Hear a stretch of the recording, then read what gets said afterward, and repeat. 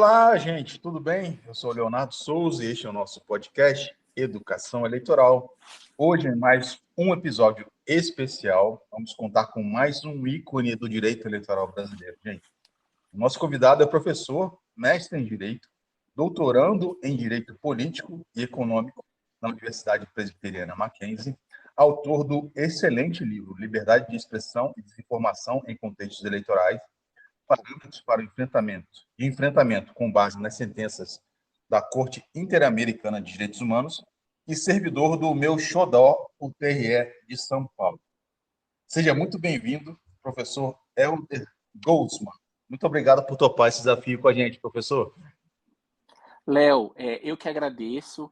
Muito obrigado pelo convite. Já estou chegando na intimidade, chamando de Léo, porque sigo o Educação Eleitoral no Instagram, sou muito fã do teu trabalho e pude acompanhar assim, o crescimento exponencial que o serviço teve na internet, né, ajudando aí os candidatos que estão se preparando para o concurso unificado. Vejo a qualidade do material e, inclusive, quando quero revisar alguma coisinha, utilizo também. Então, muito obrigado pelo convite. Parabéns.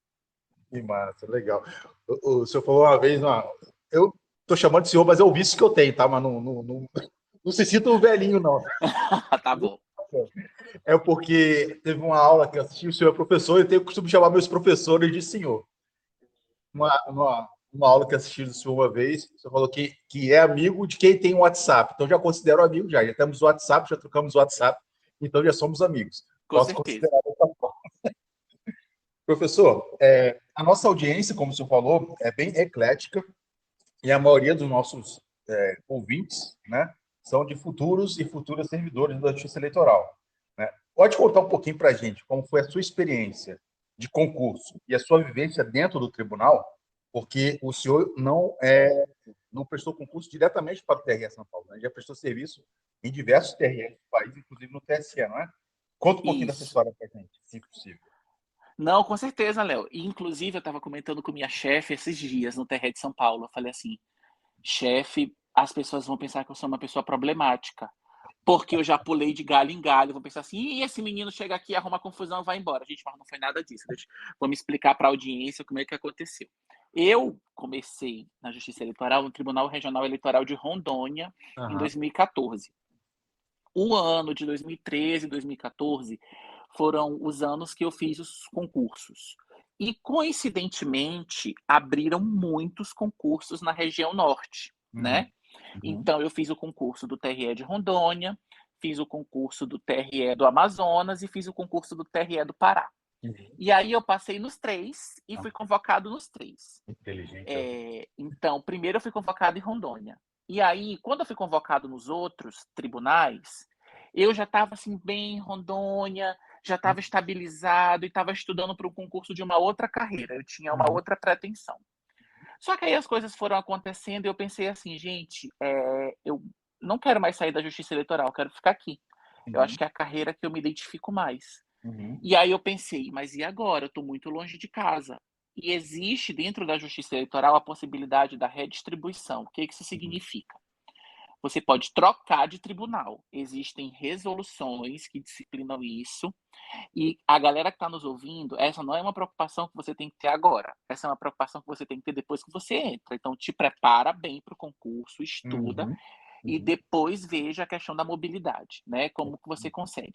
É difícil, não é fácil, não é uma coisa que você consegue de maneira muito tranquila, porque é discricionário. Então, é discricionário 2 vezes. E por que discricionário 2 vezes? Porque tanto a administração que você está precisa te liberar, quanto a administração que vai te receber precisa demonstrar interesse. A primeira vez, eu tinha uma situação familiar, infelizmente meu pai tinha câncer e acabou falecendo, e eu precisava ficar mais perto de casa para ajudar no tratamento. Então a administração se sensibilizou e foi a primeira vez que eu me liberei. E aí fui para o TRE do Pará.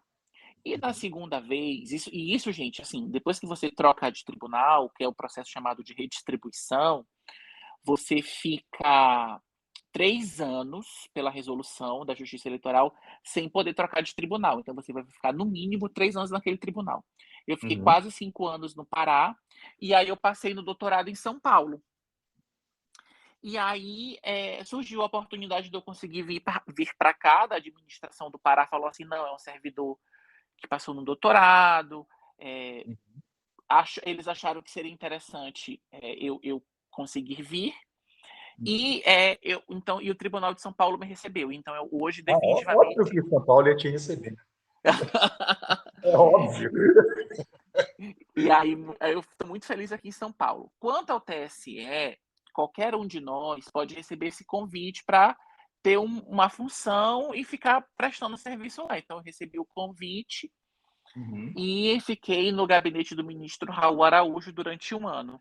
Saí com o coração apertadíssimo, mas saí por conta do doutorado, né, que eu tive que fazer aqui. Era um sonho pessoal, então, assim, acordei com minha Uhum. chefe, e aí ela falou Uhum. que tudo bem, não teria problema. Agora, Léo, e especificamente em relação ao concurso, né, a preparação, que eu Sim. acho que é como a gente pode mais ajudar as pessoas que estão nos ouvindo. Gente, assim, eu quando eu decidi fazer concurso, eu pensei, TRT, tem gente que ama TRT, faz concurso de TRT desde que está na graduação. Sim. E eu falei assim, e essas pessoas, meu Deus, respiram o direito do trabalho, amam o direito do trabalho, eu não sei nem os requisitos do vínculo empregatício. Então eu falei assim, não dá para mim. Aí eu pensei, TRF, hoje tem 6, na minha época só tinha 5, né? E eu falei assim, não dá. Aí eu pensei, gente, quem é que gosta de direito eleitoral? Ninguém não sabe nem para onde é que vai esse negócio. Hoje está popularizando, já cai na OAB, mas em 2013, eu me formei em 2012.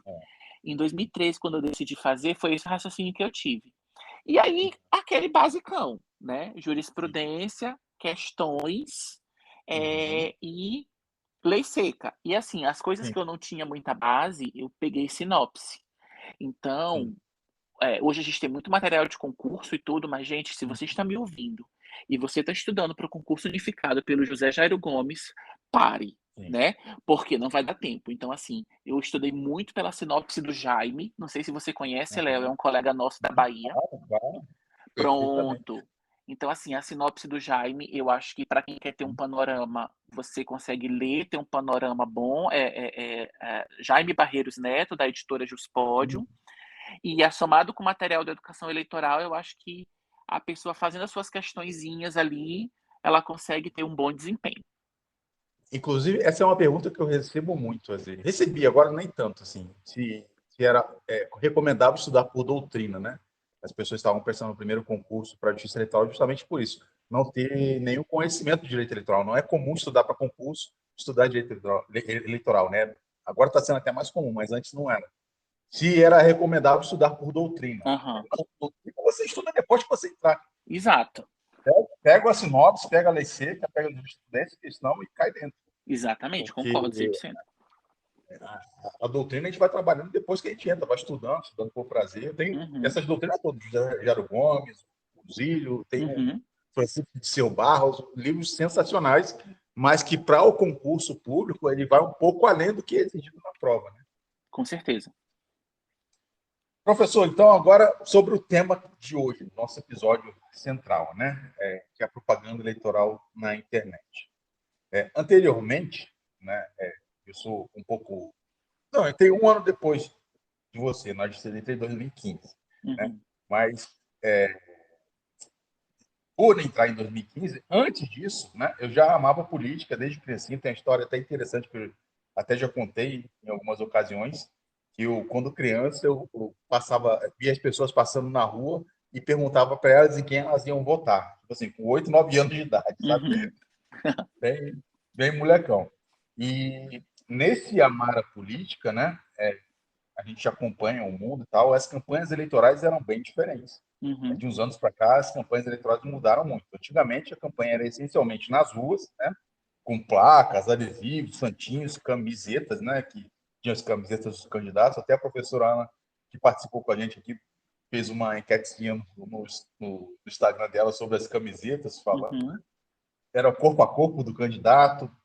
Agora, com a internet e também com a redução do tempo legal de campanha, parece que essa loucura das ruas, né, que era tudo feito na rua, passou para o mundo digital. O senhor tem alguma coisa a pontuar sobre esse aspecto, professor? Tenho sim. Léo, a minha visão é uma visão de uma pessoa que passou pela região norte, agora eu estou no sudeste. Então eu Uhum, acho que o Brasil é um país que tem muitos recortes. Eu fui chefe de uhum, cartório tanto em Rondônia quanto no uhum, Pará. E fiz 2 eleições municipais, uma em Rondônia, e uma no uhum, Pará. 2016 em Rondônia, 2020 na pandemia eu fiz no Pará. E assim, o que eu percebo é, a internet aumentou com certeza, né? A uhum, gente vê, recebe muita questão, sobretudo de aplicativos de mensagem instantânea, esse tipo de coisa, então tem muita representação nesse sentido. uhum, Mas também a gente tem muito ainda a questão do corpo a corpo nessas cidades menores, por conta de uma uhum, característica exclusiva, peculiar, a questão dos excluídos digitais, que ainda em determinados municípios é muito grande.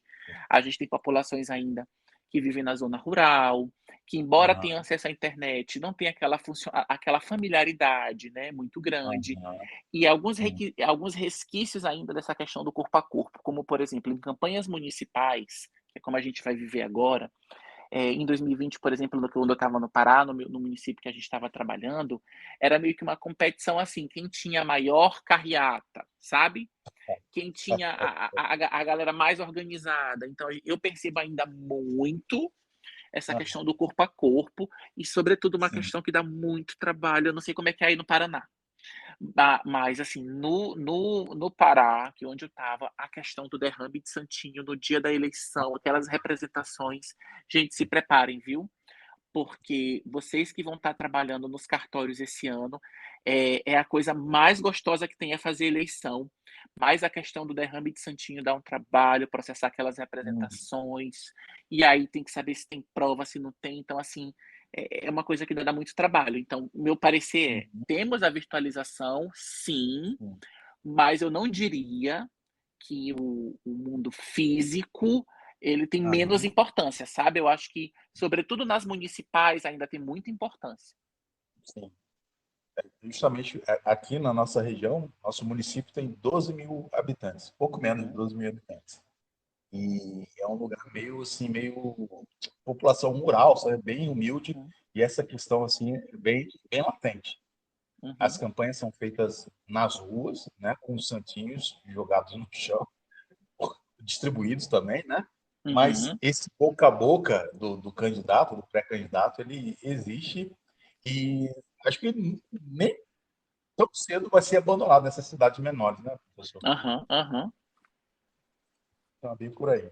Professor, então, digamos assim, a pergunta-chave da nossa conversa de hoje é o que é permitido e o que é vedado na propaganda eleitoral na internet.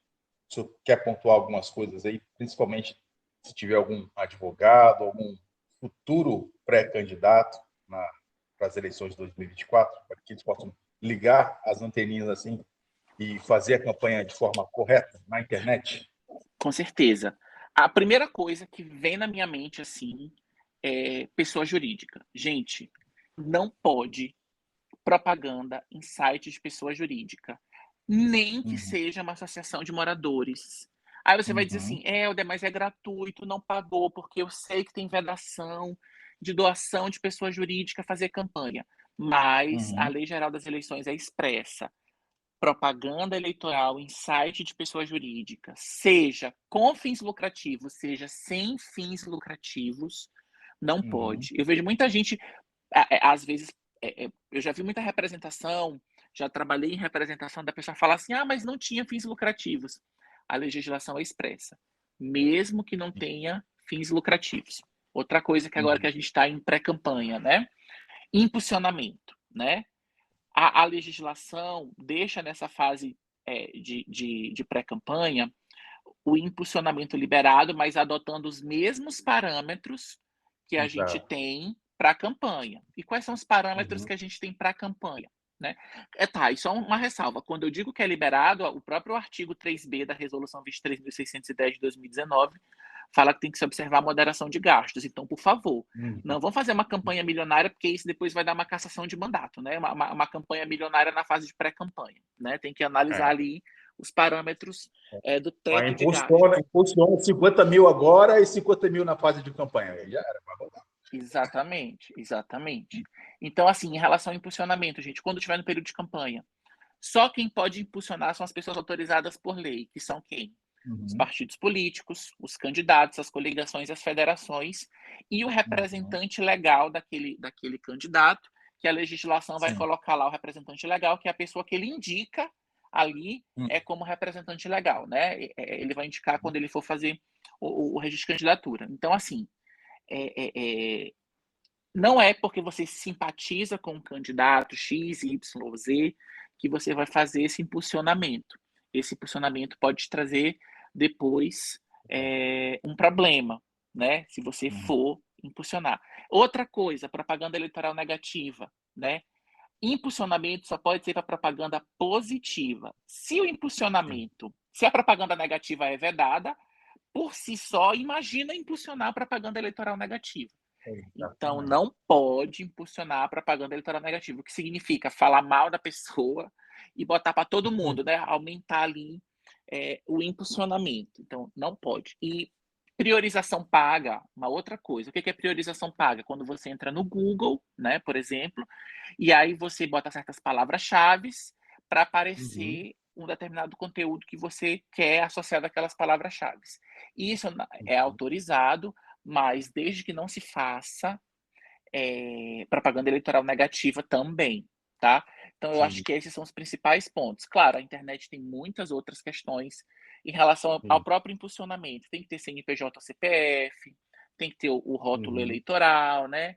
E uma Sim, decisão importante do TSE que eu vi do ano passado.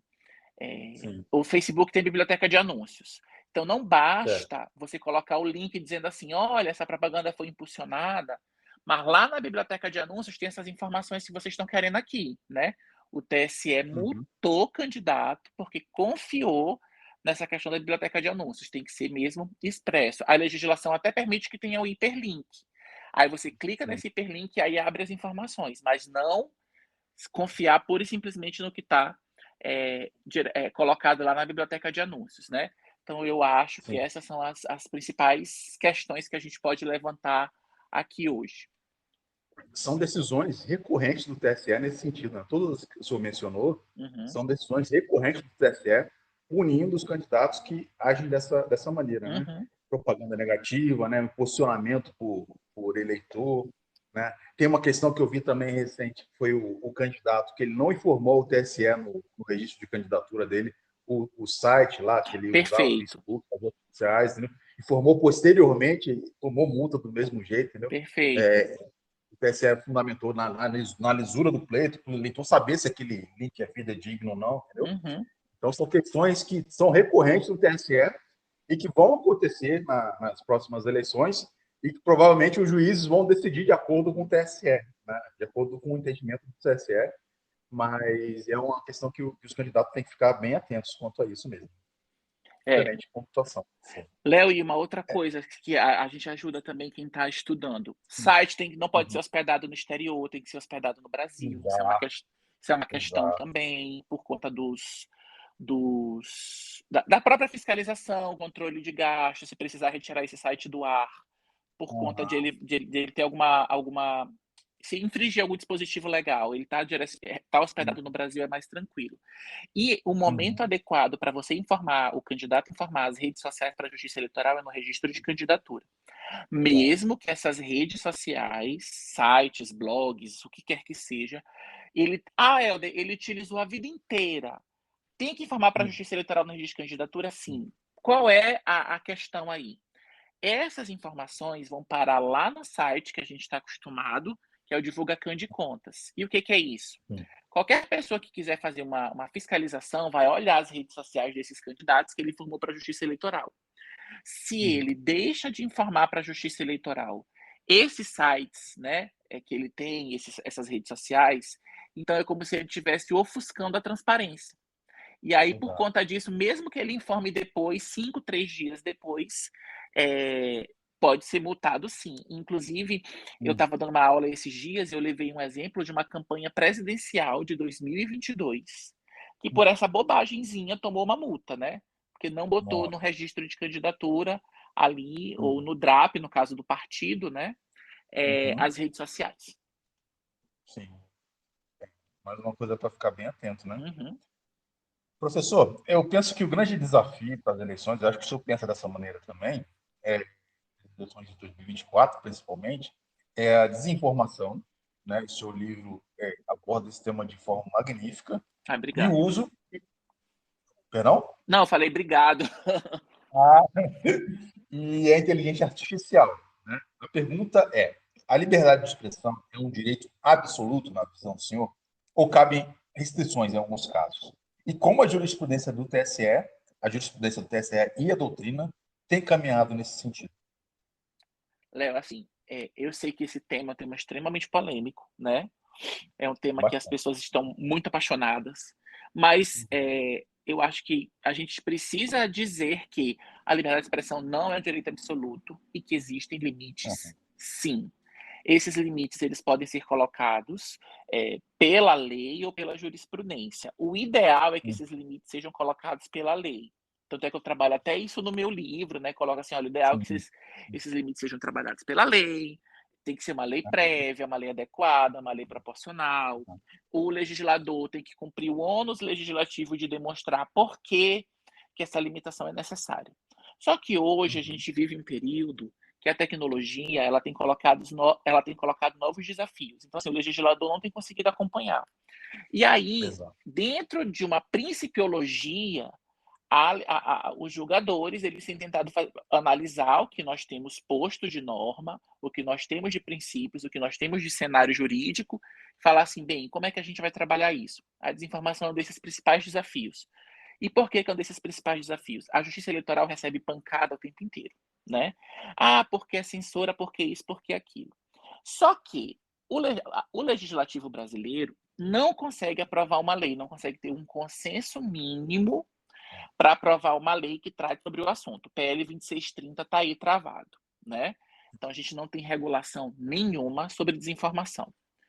Um dos poucos artigos que nós temos sobre desinformação é o 326A do Código Eleitoral, que vai tratar de denunciação caluniosa com finalidade eleitoral. A gente tem também Uhum, uma outra figura que é fazer informações falsas na propaganda, quando você vai lá e leva informações falsas sobre determinado candidato na propaganda eleitoral, também pode ser enquadrado como uhum, crime. Levar informações falsas sobre candidato ou partido político. Mas uhum. sobre a integridade do pleito em si, não temos dispositivo. E aí a Justiça Eleitoral Entendi. vai precisar agir. Então, o Ministério Público ou os candidatos, enfim, entram com uma representação, e aí a Justiça Eleitoral Uhum. vai dizer que vai jogar improcedente porque não tem norma e vai deixar a coisa correr solta. Então, não, Verdade. né? Precisa sim colocar certos limites. Existem certos limites que foram colocados pela jurisprudência, sobretudo analisando os Uhum, pleitos passados, né? Então, uhum, assim, sobretudo relacionado à integridade do pleito, à normalidade das eleições, falas que não tem base nenhuma na realidade, que não tem o mínimo de lastro probatório, a Justiça Eleitoral tem realmente colocado ali um freio, e isso é bom. Então, a mensagem que a gente precisa colocar é que temos desafios porque não temos normas e somos uhum. chamados a decidir sobre, né? E aí faz o quê? Não decide? Não, decide. Até porque a gente tem ali a vedação ao non linquê, né? Então, precisa decidir, mas é, com esses desafios de ausência de normas. Então, aí a gente apanha, né? De todos os lados. Ah, mas está fazendo isso, está fazendo aquilo. Mas se não tem lei, a gente precisa traçar algum parâmetro. Então, aí a jurisprudência tem se encarregado de caminhar por conta dessa ausência de leis. Uhum. Excelente. Professor, como falei, a jurisprudência do TSE tem evoluído nos últimos anos sobre o tema propaganda eleitoral até na internet, justamente por causa desse vácuo legislativo, né? Então, tem Sim. avançado em alguns temas, até que a lei não regula, para poder dar um mínimo de controle sobre a propaganda eleitoral irregular na internet. Uhum. O senhor destaca alguma dessas jurisprudências? que os pré-candidatos devem ficar atentos para a campanha de 2024? Léo, eu vou destacar uma, que foi, acho que do final de 2022, começo de 2023, e que de repente pode até cair na prova da galera que nos Olha, acompanha, que é a faz um questão do asterisco, artigo. Oi? faz um asterisco aí, quem estava estudando para o concurso. Que é a questão do anonimato. No caso de desinformação. Então, assim, o artigo, eu acho que é o artigo 54D, se eu não me engano, ele vai proibir o anonimato, certo? E aí, começou, o caso Paradigma foi uma representação em que o representado era o deputado federal Nicolas, né? E aí ele teria disseminado desinformação, e aí foi representado por conta dessa desinformação. E o ministro Alexandre de Moraes, ele puxou essa tese de que o artigo 54D ele pode ser utilizado para punir pessoas que utilizam a desinformação na campanha eleitoral. Então, a multa do anonimato também é aplicada para os casos de desinformação. Só confirmem se é o artigo 54D, porque às vezes eu sou ruim de decorar o número. 57D, professor. 57D, pronto, eu sabia que era alguma coisa com D. E eu estava na dúvida se era 54, eu sabia que era pelo 50 e pouco. Então, 57D, que é o caso de anonimato, esse artigo também pode ser utilizado no caso de desinformação. Essa foi uma decisão que foi paradigmática. E depois do deputado Nicolas, outras pessoas foram condenadas. Então, assim, a gente já pode dizer que o TSE já sedimentou essa jurisprudência, não foi algo de uma decisão só, foram de outras que vieram depois. Então, a corte já fechou esse entendimento, e o artigo 57D pode ser utilizado para a multa do anonimato para punir desinformação. Sim. O senhor falou de caso paradigma, eu fiquei lembrando de um agora de 2018, da eleição de 2018, do deputado Francisquini, né? Que foi cassado porque fez a live no dia da eleição, falando que a urna era fraudada, que não sei o quê, que tinha prova, não sei o que lá. Aconteceu tanta coisa depois disso que foi 2018, mas tanta coisa que aconteceu depois, parece que está um tempo atrás, né? Não, com certeza. Sobre esse tema. Professor, então, finalmente, o senhor esteve brilhantemente nas audiências públicas sobre as minutas das resoluções, acompanhei o senhor lá pela internet. Qual o destaque que o senhor faz acerca das minutas de resolução, da minuta de resolução sobre propaganda eleitoral, no que diz respeito à propaganda eleitoral na internet? Tem alguma novidade nessas minutas? Tem. Léo, eu estava até relendo assim as minutas antes da nossa conversa, mas de todas as coisas que a gente pode ler, eu quero citar só uma, que é o artigo 9B, né, que fala da utilização de inteligência artificial nas campanhas. E aí, novamente, a Justiça Eleitoral apanhando, dizendo que está, né, inventando moda e tal. A gente não pode esquecer que a gente tem o artigo 57J da Lei 9.504, que delega à Justiça Eleitoral justamente essa questão. Diz assim, olha, a Justiça Eleitoral vai fazer resoluções de acordo com o momento tecnológico. Então, a gente tem um artigo que foi feito pelo legislador, que é quem tem ali... Exatamente, que é quem tem toda essa base de poder popular, de legitimidade democrática, e foi ele que disse que a Justiça Eleitoral, nos casos tecnológicos, pode fazer resoluções de acordo com o momento. E aí a gente vem com esse artigo 9B, que vai tratar da utilização da inteligência artificial. O mundo inteiro está debatendo o que fazer com a inteligência artificial. Então, assim, não é algo que está sendo debatido só no Brasil, é algo que está tendo cenário mundial. Os ministros, na abertura do ano judiciário agora, tanto no STF quanto no TSE, já estão falando, tanto o ministro Barroso quanto o ministro Alexandre de Moraes estão falando, olha, precisamos regular a inteligência artificial.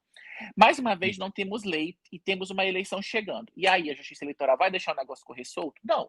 Com base nesse artigo 57J, a Justiça Eleitoral fez o artigo 9B, que diz mais ou menos, a gente não sabe como é que vai ficar o texto final, porque tiveram muitas contribuições da sociedade civil na audiência pública, então a ministra Carmen Lúcia, certamente, que é quem é a relatora, vai ponderar ali com a sua equipe o que deve fazer, e aí vai apresentar uma proposta para o plenário, mas a proposta inicial que nós temos no texto da resolução é que vai ter meio que um indicativo, uma Uhum. etiqueta.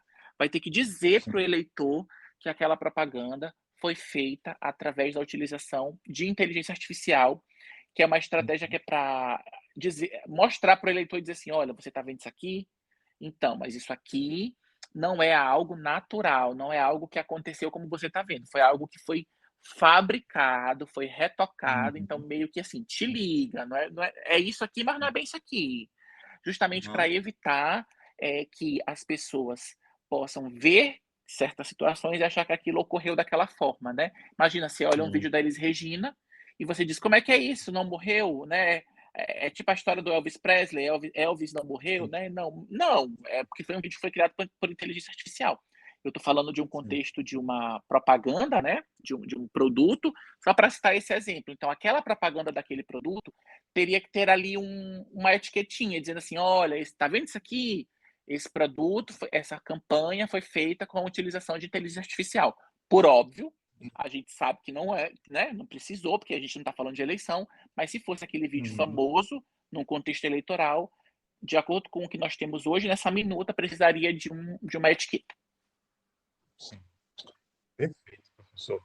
Nossa, passou muito rápido e eu queria agradecer ao senhor mais uma vez pela presteza, pela gentileza de aceitar o nosso convite. E a gente vai continuar essa série de episódios especiais, porque eu tenho certeza que vai ser um sucesso.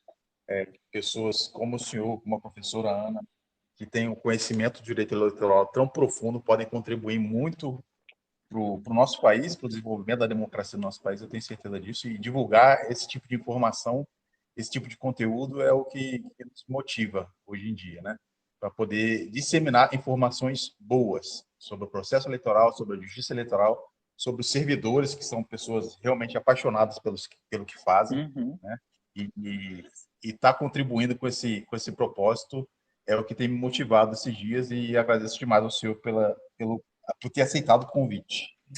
Léo, eu que agradeço a tua generosidade, as tuas palavras tão generosas, né? E de você me ceder esse seu espaço, que você tem conquistado de uma maneira assim brilhante por um serviço que é colocado a um preço assim excelente. Então você tá ajudando muitas pessoas com conteúdo de qualidade. A gente sabe que nesse meio de concurso público, gente, isso aqui não é publi não, tá? Eu tô falando de Ah, coração, porque eu sou ex-concurseiro, eu venho de uma família humilde, então assim, a gente sabe que às vezes os materiais são caros, a gente fica assim, poxa, como é que a gente vai fazer para pagar?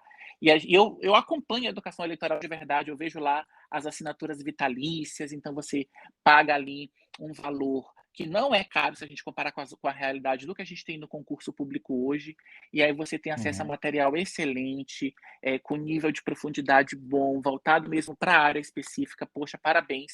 E a gente vê uhum. assim que é uma pessoa que é apaixonada pela justiça eleitoral. Obrigado por me ceder esse espaço. Eu sei que eu falo demais, meu Deus, ouvintes, me perdoem. Ah, Vocês vão cancelar esse episódio, ninguém nunca mais vai ouvir. Não, gente, eu sei que eu falo muito, mas assim, eu agradeço o espaço e estou muito feliz de estar aqui com vocês. Um abração, Léo. então, eu agradeço, querido. Professor, antes de despedir, deixa o seu Instagram, alguns projetos do senhor, o senhor dá curso de direito eleitoral, se quiser falar alguma coisa, Ah, faz o seu merchan pronto. agora. Pronto, gente, ó, eu queria fazer o merchan de bem rapidinho, que eu sei que eu já falei muito, que é para vocês não me cancelarem. Olha lá. Eu queria fazer o merchan do meu livro, que o Léo falou, está disponível na Amazon. É, Sim. é, Desinformação, liberdade de expressão e desinformação em contextos eleitorais. Tá lá, se vocês quiserem. Tive a honra de ser citado em alguns julgamentos, inclusive aí do Uhum. TRE do Paraná, Sim. pela doutora Flavinha. Tive a honra de ser citado também no TSE, pela ministra Maria Cláudia e pelo ministro Raul Araújo. Então, assim, estou muito feliz. Sou professor da PUC do Paraná também, da pós-graduação. Queria fazer aqui uma propaganda de combo de todas as pós que eu dou aula. Sou professor da PUC do Paraná, da PUC de Minas, da Unifor e da UERJ. Então, se Meu matriculem Deus. nessas pós, uma delas É pelo muita menos. inteligência na pessoa só, mano. Porque, assim, nesse tema de propaganda, né, que é um tema interessante, e O meu Instagram é elder.goltzman. Goltzman escreve G-O-L-T de tatu, Z de zebra, M de Maria, A-N. Elder.goltzman. E lá eu falo um pouquinho sobre participação da população LGBT no processo eleitoral e essa questão de propaganda eleitoral, que são meus 2 temas de pesquisa. Obrigadão, Léo. Esse outro tema da comunidade LGBT é um tema para a gente fazer também um episódio aqui. Com certeza. Vamos deixar anotado. Obrigado, professor. Deus abençoe, viu? Amém. Deus abençoe. Valeu. Tchau, tchau. Tchau, tchau.